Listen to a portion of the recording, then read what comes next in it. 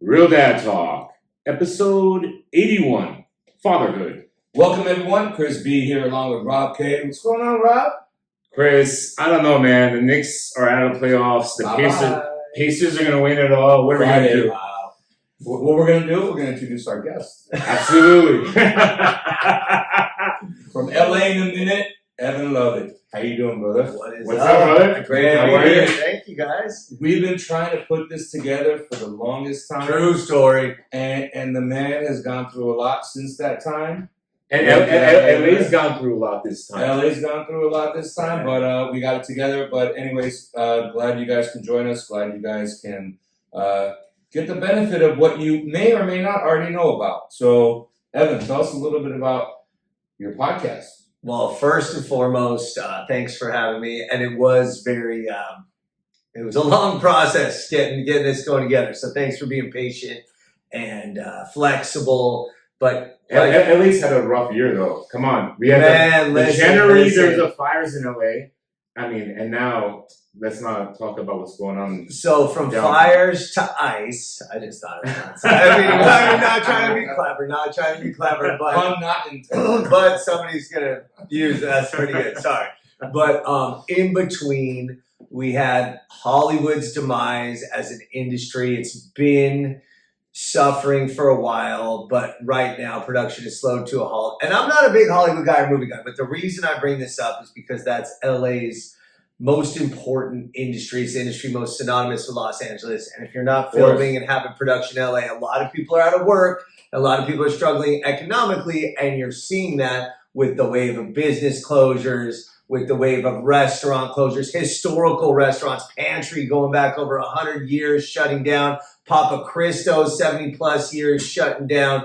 Dupar's is struggling since 1938. There's Chili John's, oldest restaurant in Burbank. They're struggling. So a lot of legendary places. Gorilla Tacos went out of business. LA is on a very tough run this year, and that sucks. And I kind of think, my dad used to say, since we're speaking about fatherhood, my dad used to say, you don't get too high and you don't get too low, because if you do get too high, you're gonna get too low. Yeah. But last year, LA was kind of on top of the world. Dodgers win the World Series. I know that like music's a different thing, but like Kendrick, you know what I mean? And like everybody was, you couldn't escape, and everybody, not like us. LA is right down here on Ventura Boulevard. The parade. So LA was on top of the world last year. So this year, we may or may not be paying the price, at least in the first half of the year. Well, I want to add one thing. This past weekend, there's in the Hollywood Bowl, during what was going on downtown, there was a concert going on in Hollywood Bowl where they brought back all the classics: Method Man, Redman, Little Kim. It was the Roots. It was awesome.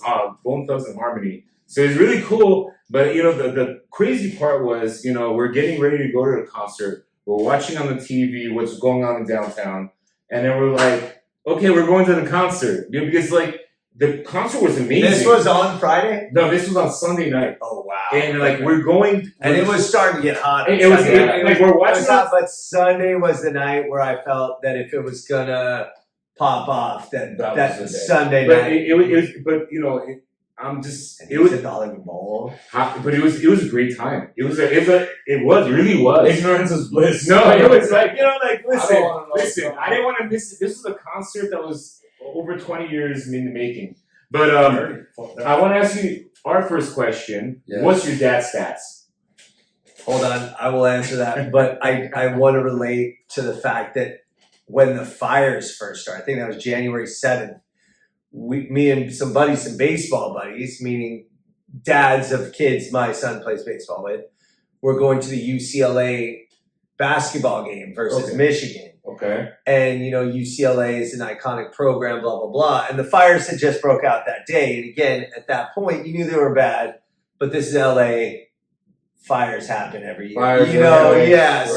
So you never, you're like, they're bad and sorry, but we're going about it real fast. It got real bad real fast. Yeah. So we were going to that UCLA game, and like, I remember we drove through the canyon. We come from the valley. So we're driving through the canyon, and my son and his friend were like, "I can see the fires." You see that Armageddon. But I was like, because we're out like by Coldwater, like cutting through to UCLA, and I was like, wait, this isn't Palisades. How you? And so that in my mind, I was like, wait, if they can see that while we're going through the in between trees and houses and mountains and all this kind of stuff, I was like, that must be. Yeah. And then as we're driving up to UCLA, my buddy who was in the car with us was like, should I feel guilty that we're going to a basketball game like while the city is burning? And he was saying to be dramatic, but that ended up happening. So going to your point, Hollywood Bowl, great show. I ended up going. UCLA lost that game, but not the point. So very interesting year overall, and it's been challenging as Los Angelinos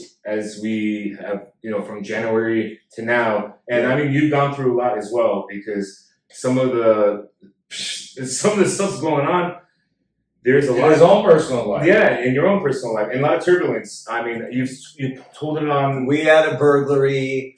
I had a knee surgery, so just to, not to make it about me, but yes, it's been a challenging. One of my dogs, just randomly, one of our dogs had a mouth surgery and she lost 19 teeth.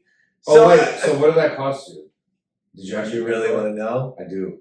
Shit. $6,800 was the bill. Wow. And hold on, I have pet insurance, and that's with insurance? No, so that's like for years we've had pet insurance. Okay. They've already screwed us over a couple times. When they come through, because we have 3 dogs, and now one of them's 16, one of them's 15. Senior dogs, have more issues. They're almost adults; they can get their own insurance. So sometimes it's almost like AARP for dogs. It's almost like gambling, where sometimes if you win a little bit back, you Sure. almost feel like you won, right? Like you're down. I didn't lose more. You're down 800. And you win like 250, you're like, all right, here we go. But if you do the math, you're still like having a lousy Oh man. So that's how insurance is in previous things where I'm like, why am I paying for this? Why am I paying for it? But something will cost like $3,000 and they'll give you like $1,200. I'm like, oh, I guess it's worth it. My point is, of the $6,800, they gave us $2,900. Okay. That was my response. That was my response. I was like, okay. Dad stats, I have one son, only child. He's 11 and a half years old. I potentially wanted another child, multiple children, but my wife said, you need to have the child then. No, thank you. She is big into population control and that there's too many people and too much trash and too much waste. And she's got to be the one to do that. Yeah, she's the one who's going to go through labor and have the birth. So. But our son is awesome. Felix. Where's he go to school? He goes to school at Glendale. He's not Armenian. But he's in a dual immersion program. And yes, Armenian is one of the languages. His is Spanish. My wife is Mexican, so she speaks Spanish. Her family speaks Spanish. So we do the dual immersion thing. And Glendale is a very good dual immersion program. It's called FLAG something. I don't know what it stands for. It's an acronym. So we're over there in Glendale. And awesome. Sports and. Yeah. But are you coaching the team too? Hell yeah. Oh, I'm the baseball manager, and we had a terrible season, so you can blame it on me. The buck stops here. So we've had dads on who we ask about their behavior during games and how they try to act like they're the coach. You know what I mean? What do you mean? Even if they are the coach? No, when they're not the coach, they act like they are the coach. So how does a coach handle Great question. that type of dad? It's funny. The big nightmare for managing a team is always to have too many dads involved. Why isn't my son, again, baseball, why isn't my son batting cleanup? Why isn't my son pitching? Why isn't my son playing shortstop? This year's team was the opposite of that, which at first is a relief, but then you realize there's so little parental involvement. They don't care as if I don't want to say they don't care. I don't want to say that, but that's what it is. I would have liked a little bit of more parental involvement, even though the other side, again, you don't want and you don't need a lot of that, but I feel like it helps. And it translated to our kids because our kids were like a timid bunch also, and I want some energetic kids, hyped up kids, but I was like, that's the parents. If the parents aren't pushing them or doing that's those a things. parenting style, right? Yeah. You have the parents that are over aggressive, Yeah. they're overbearing, Yeah. and then the ones that think that the kid's gonna grow on its own. Yeah, And they're passive. correct. So if you can correct. find that middle line, and it's hard because I check myself. Yeah. There's no middle line. There has You to be. either one extreme or the other. Oh. Either one basketball game, I'm. Well, that's why you have a mom and a dad. If Yeah, that's good the point. point. Yeah, Yeah, but the is thing is, like, like my son and my daughter goes to these basketball tournaments, and either I'm the guy that just not talking, standing, shut my mouth, or I'm the guy that's like, let's go, number 42, whatever. Like, but it's the two extremes. Look, these kids have to be motivated, whether it's in sports, whether it's in school, whether it's socializing with their friends, right? They gotta get different, multiple. But the perspectives. motivation ultimately comes Comes from from inside. Well, no, The it parent. comes from The inside parent. though. The kid, like sometimes I'm sitting there. I've tried super encouraging. I don't want to say threatening, but stricter, No, you didn't say stricter. threatening.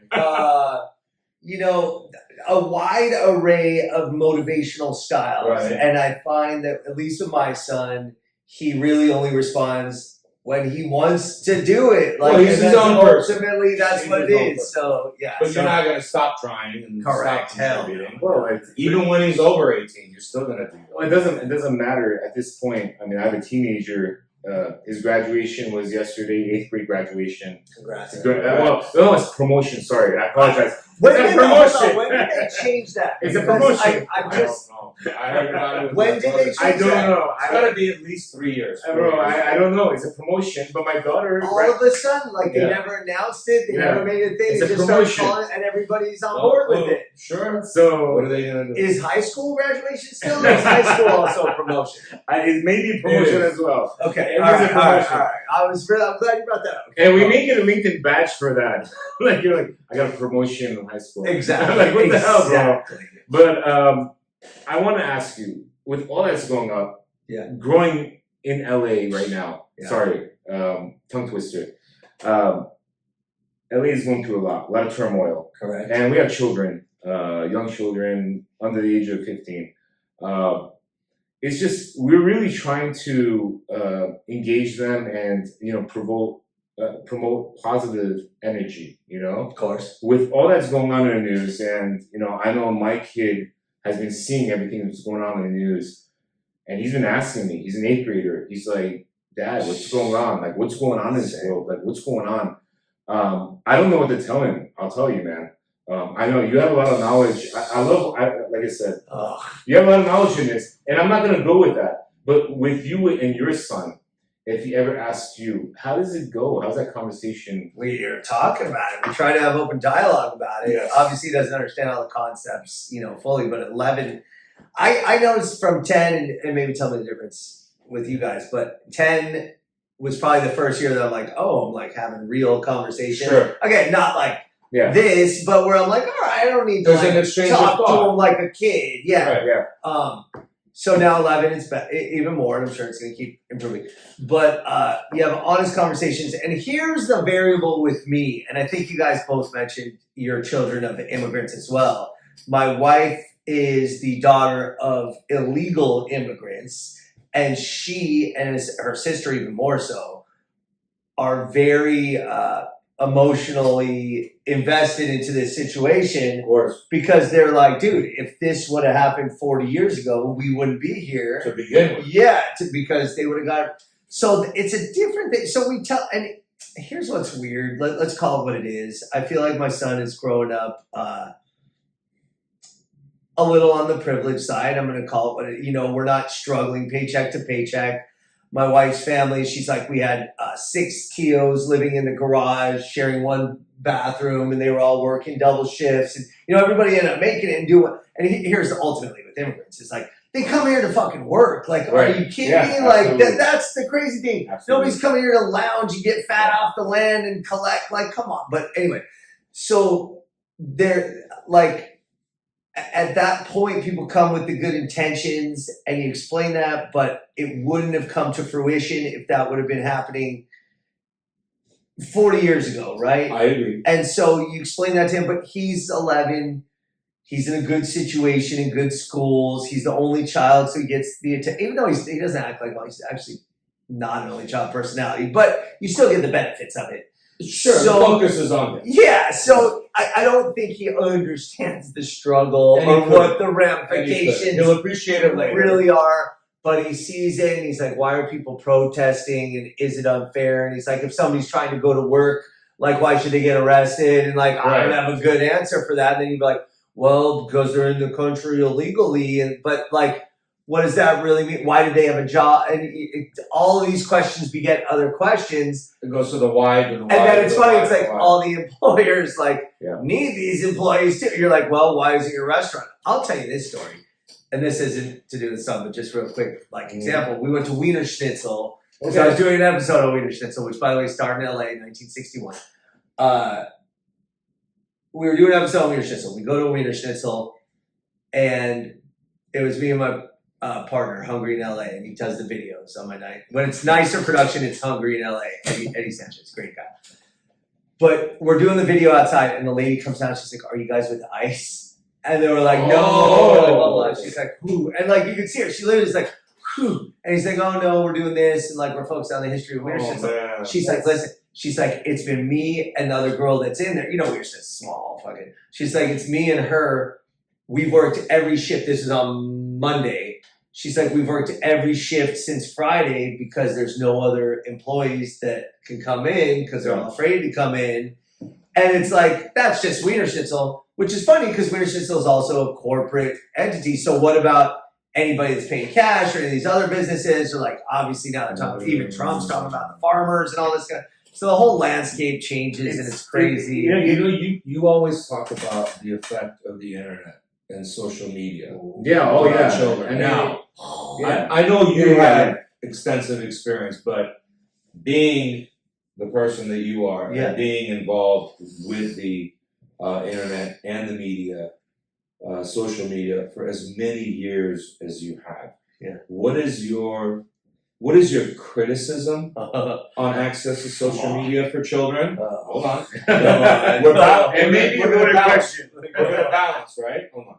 But it's not And then how does social media help add to a child's education and upbringing and overall knowledge, even if it's not just limited to LA? Great question. I think that, and I've thought about this a lot because it's so important.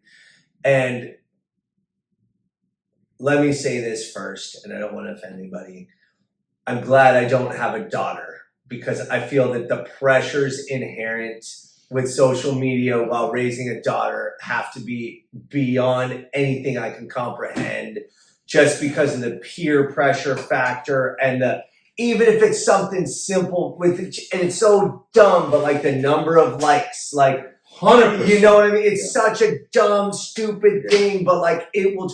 And I'm gonna be honest. I'm a 46-year-old adult, and there's some. If I put up a post, and there was a post that I put up a couple weeks ago that I loved, and it was shitty performing, like relative to my other posts, and it ruined my night. I was like, I don't understand. I'm like, I worked hard on this. I love this one. I thought people were gonna love it. It ruined my night. And I get paid to do this as a job. It doesn't matter because tomorrow I got more. But sure. So I can't imagine a 13-year-old girl, bearing her soul or whatever, and getting, 2 likes. And then, so that's first of all, I think it's dangerous and I think it's tough and I can't even fathom that. But in my own life with my son, there's 2 things. One, I always think kids now are perhaps less, how do I say this? Just say properly. I don't think the schools are doing as good a job as they used to. That's first and foremost. I look at the stuff the kids are studying relative to what I studied growing up, and I hate to use my day. However, I think they're more informed than any children or any young generation in the history of the world. And maybe that's the trade-off because real life information is probably more important than learning, and school is important and great. But the stuff you learn in school isn't necessarily always practiced. Even sometimes when my son is doing math, and he's good at math, and we work on all this stuff. But and this is the old adage, but I'm like, you're never gonna use this. You're never gonna need. And now with AI, I'm like, wait a second. And I don't mean it to waste because that's a springboard to the next thing. The great scientists, the future, blah blah, need their math. But a lot of the school stuff, I'm like, that's nice. And even like learning all the president, we had to memorize the presidents when I was a kid. And you think it's important. Now they don't. They learn about Washington and Lincoln and maybe Kennedy or something and Trump and Obama and like that's it, right? And we had to like memorize the presidents and the vice presidents, by the way. Teach me how to budget. But at the same time, I'm like, I need to know John Quincy Adams vice president was? I need to add something on this because you're totally on the right track with this. The problem is this with AI. I mean, I've been exploring a lot into AI. I'm investing in different platforms. It's crazy. I mean, every platform has its own niche. Sure. You can pretty much you can make a movie out of this one. You can make a website out of this one. Okay, so the question is right now, we have all the technology in the freaking world to even complete whatever project we want. Right. The other night, I was with my partner and our business partner. We're pretty much putting stuff into AI. We're getting codes. We're getting code, and we're like, shh, okay, like I'm not gonna put code in right now. Okay, it shows me what the idea is. We're like it's wild. If you have an intellectual mind, you know how to speak, talk, a human or whoever. AI is making it so easy to code, to make movies, to make images. But isn't that a good thing? No, it's scary. It's scary, man. I'm not saying It's scary. rely on it 100%. It's scary. But if that's, for example, the book that you might have read, right, to help get your movie done or guide you, not necessarily have it do it for you. Is it cheating? No, you got to read a book to take a test. You're not cheating. But is it not cheating? Is it cheating in that sense? Because I'm telling you, it's definitely shortcutting, but at the same time, it's a shortcut to get you where you need to go. Book. That's today's book. You would have gone back in the history books, learned about the presidents. You would have gone to other scientists who have written stuff to work off of their work to try to come up with your stuff. So I'm not going to entirely kill it. Right? I don't know because, like I said, college kids these days. Yeah. I mean, dude, they're getting kicked out or not accepted because their entrance essays are done with AI filter. I get it. If you open AI filter, but the kids at college, my wife's cousins, they were telling me now the teachers don't even say don't use AI. They're like, it's a losing battle. They know you're going to use AI for your paper and all this kind of shit. So they're even, I don't want to say encouraging it, but they're like, they're accepting over. Yeah, it's crazy. Like, so here's what I think is scary. And again, listen, I'll give you 5 seconds. Yeah. Somebody sends me this thing. They're like, good job. I didn't know you knew Spanish, which I do, but not to this level. Watch this.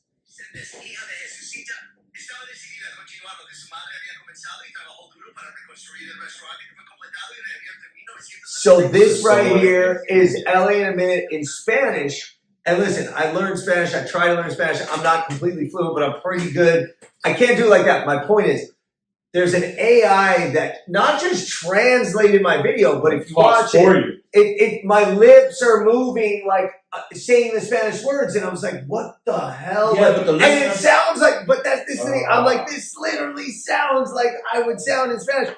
And somebody said scary. I don't know which one. I said it's scary. It is fucking literally it's very scary. I can't. So now you get those spam calls where they want you to start talking.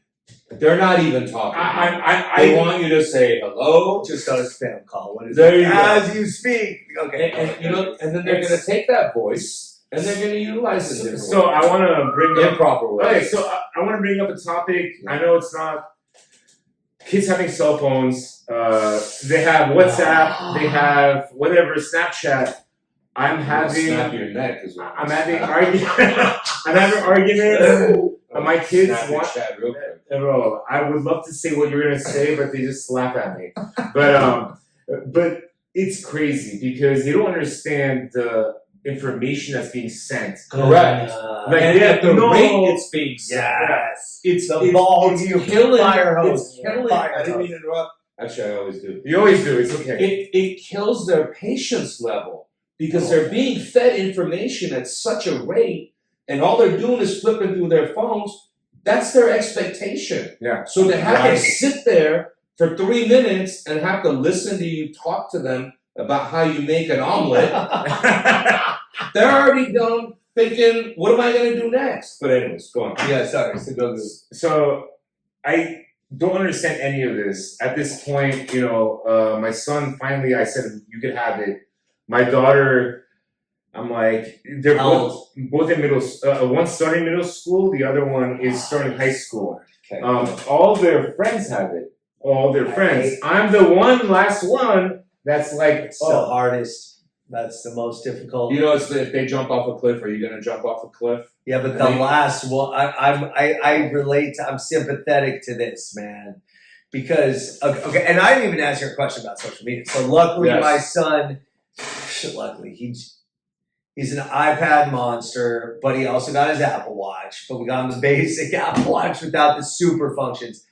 But he's already in text group, so his big thing right now is texting, which I'm like, oh, what's the harm in texting? And he's 11 years old. Until, check this out, he comes in our room at 4:30 one night, and he's like, I can't sleep. And we're like, what? Like 4:30. And we're like, okay. And he's like, can I sleep in here? And we're like, all right, great. But he wouldn't go back to sleep either, so that now he's waking us up by 5:30. I was interrupting my sleep. So coincidentally, my wife, she takes him to school, I pick him up.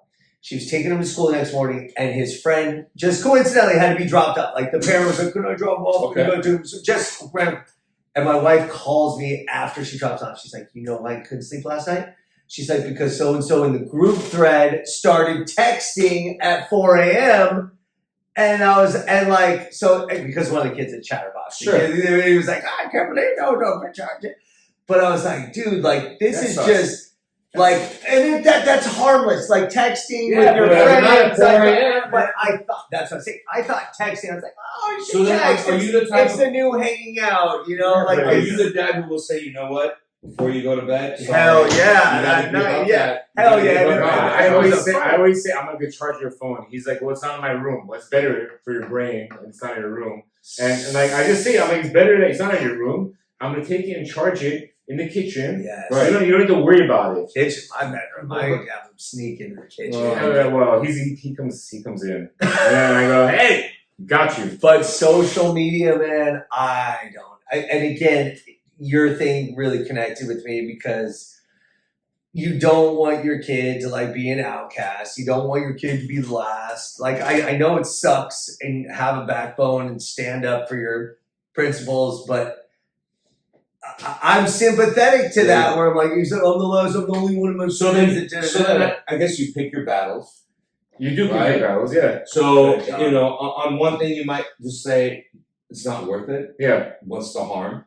But then on something like this, you're anticipating the harm, right? And you're saying, okay, maybe on this one, I'm going to hold back a little bit. So when you were saying that my son is my son, right? No matter what I say, he's going to do what he's going to do. Yeah. You're still going to throw it in there so it hits his ear. I've said this many times. I don't know if you've heard it on our other podcast. I always said I was told by my parents what their idea of the right thing is. Yeah. And when they looked at me years down the road, they're like, dude, we didn't raise you this way.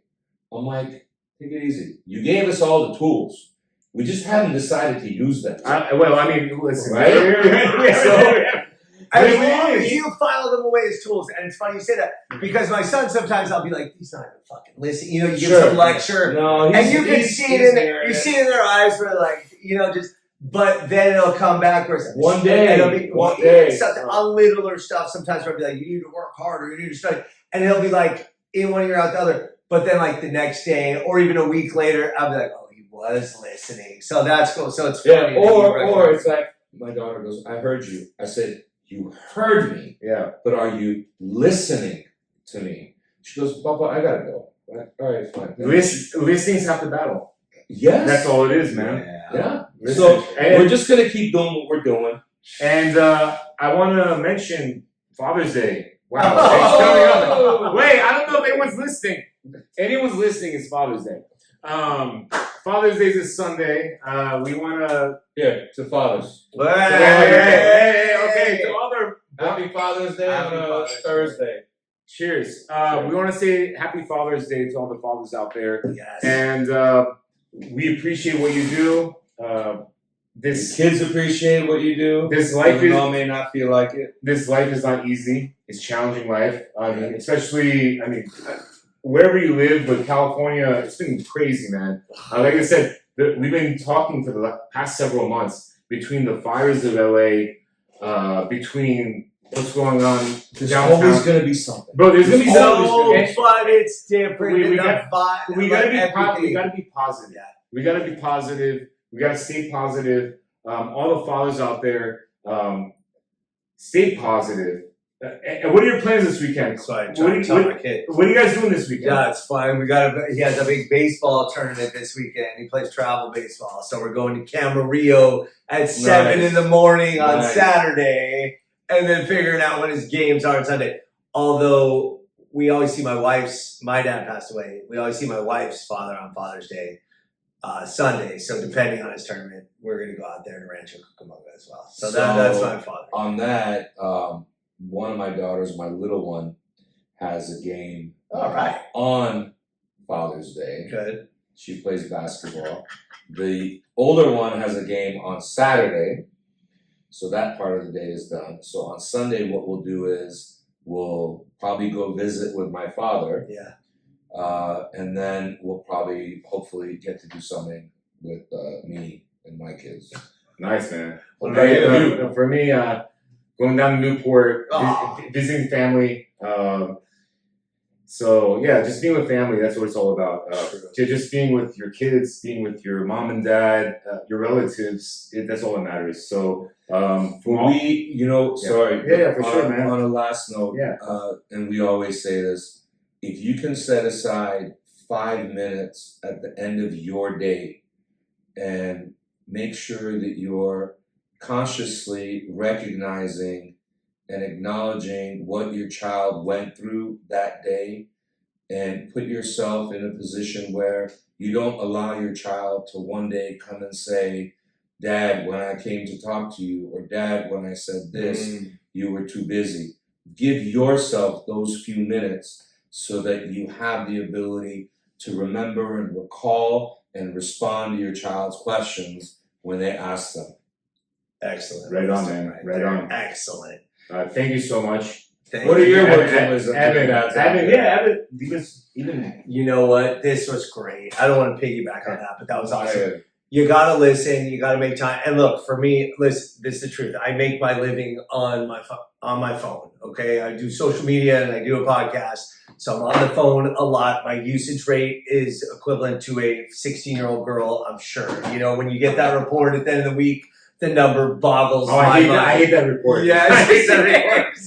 I look at it, I'm like, shh. And I'm also the guy sometimes that's guilty of, hey, get off your iPad, get off your iPad. your hand. Yeah. Hey, I told you to put that away. What are you doing? So, but this is the truth, is consciously make the time Yes. to interact, eye contact, no distractions, discussion. My son is starting to get into skateboarding, which at first I was like, oh man, here comes a broken wrist or some kneecap or something. So right, and again, I was never a skater. I was a team sports guy. So I used to look at the skaters with like a detached admiration, where I'm like, they're athletic and like that's really hard. But I was like, I'm never. I didn't even want to get on. Right. Try it out. No, I'm cool. But Okay. so he's into skateboarding right now. But he actually brought this up to me. It was so funny because he had something. Wasn't that bad, but he thought it was pretty bad. It happened in school one day. And he's like, Papa, he's like, you're going to be really mad at me when I tell you what happened in school today. And I was like, that's it. And he's never said this. Yeah, he's downplaying. Yeah. And I was like, oh, he's like, you're going to be really mad. And I was like, all right. But then because he said that, I was almost like, maybe I won't be mad. Sure. So he's like, let's go skate and talk. And I was like, oh, that's kind of cool. It's like a walk and talk. 100%, yeah. And I don't know about you guys, like, and I don't think of this, even though I should, But walking and talking is like a good activity and a way to like get things out and like say things because it's personal, but you don't need to be like, hello, like we're talking about you're in the open air. So I was like, oh, that's like kind of a mature way to, and it wasn't even that big deal. He got in a fight at school. It wasn't even a fight. It was like bickering and they ripped each other like things on each other's desks. Right. And he ripped this girl's thing and then she ripped his thing and it's literally was not a big deal. But I was sort of moved by the fact that he was mature enough to be like, I want to talk about it, but I'm kind of scared to like tell you to your face. Let's get comfortable enough, which means you didn't put any walls up for him to think that you're not approachable. Correct. And this is the thing where it's like, I do always try to, when I pick him up from school and then before we go to bed, I make sure that we have the solo time together to bond and to look in his eye and to just like, let him know whether it's impart some wisdom, which I know, again, that's the party that, he's like, all right. Or just talk about his day. And he's a little bit, he keeps things inside. He's not a super outgoing kid. So just to give him that platform. But communication is the key. 100%. Ultimately, 100%. Communication is the king, and it's the most important. So how does everybody here learn more about you? Go to LA in a Minute, whatever platform, Instagram, TikTok, YouTube. Just Google it. You'll find LA in a Minute. Podcast is In a Minute with Evan Lovett. We have great guests. Jeannie Buss, the owner of the Lakers. Karen Bass, the mayor of LA. We have different people from different walks out. We had the LA Food Roundtable this week with the writer from the LA Times, writer from Eater. But LA in a Minute, listen, if you love this great, awesome, beautiful city, despite the challenges in 2025, respect the history, the culture, the diversity, the legacies, the immigrant stories that make this such an awesome, amazing place. LA in a Minute is for you, and I hope you check it out and love it. And the Real Dad Talk, this is a great platform and a great podcast. And I appreciate you guys having me on and having me here. Really a great episode.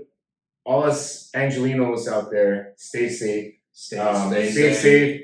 Don't throw bricks on units. That's a joke. We want everyone to stay safe out there. There is going to be times of trouble. There's going to be times of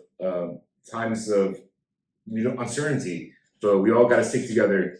We all have to embrace each other, and as a community, stay one. And all the fathers out there, I want to say Happy Father's Day. Happy Father's Day. Without you, Bob, without you, I'm nothing. And the same way with all our fathers. And we just say, embrace life. Chris, any thoughts? Happy Father's Day. Happy Father's Day. Happy Father's Day. Thank you, guys. We'll talk to you next time. Bye. Real dad talk.